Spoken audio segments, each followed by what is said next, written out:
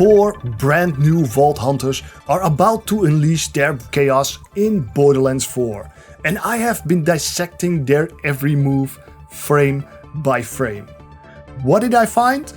Some truly intriguing details. Now let's deep dive, because we are breaking down everything we know about the Brute.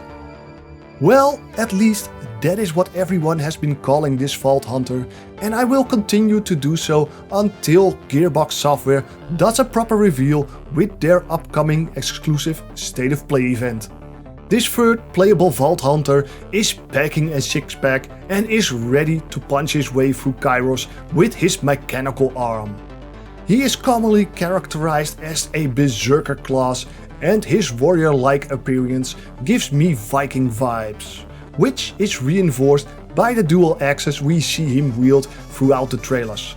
But Vikings were also skilled craftsmen, which is where the drones could come into play. Because if we take a closer look at those two elemental axes, they are actually innovatively assembled by these drones.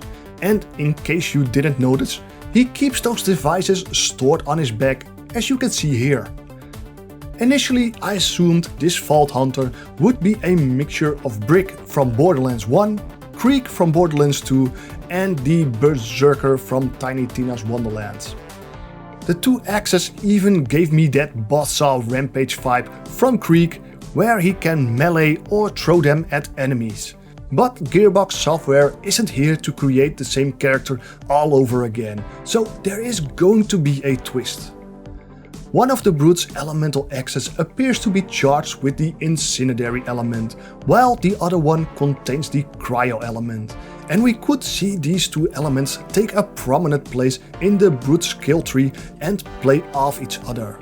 Frozen enemies have always taken extra damage from melee attacks ever since Borderlands the pre-sequel. However, what if the Brute can cause a thermal shock and shatter frozen enemies by dealing incendiary damage to them?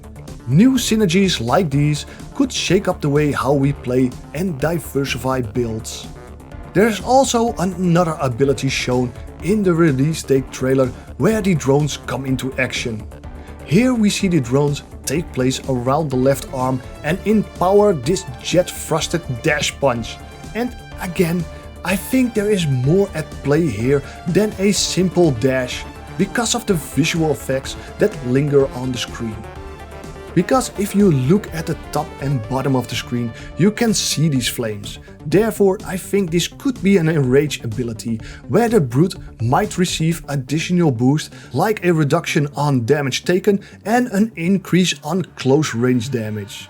This could tie into dealing increased damage to frozen enemies, as previously mentioned. And then there is this interesting detail I think most people have missed, including myself, and I've watched these trailers a bunch of times. I recently discovered this hidden detail. I think we can augment the Brute's mechanical arm, because if we compare the arm in this shot where he does the superhero landing with the next shot where he's wielding the weapon, you can see that there is an additional exhaust pipe on his arm in the second shot.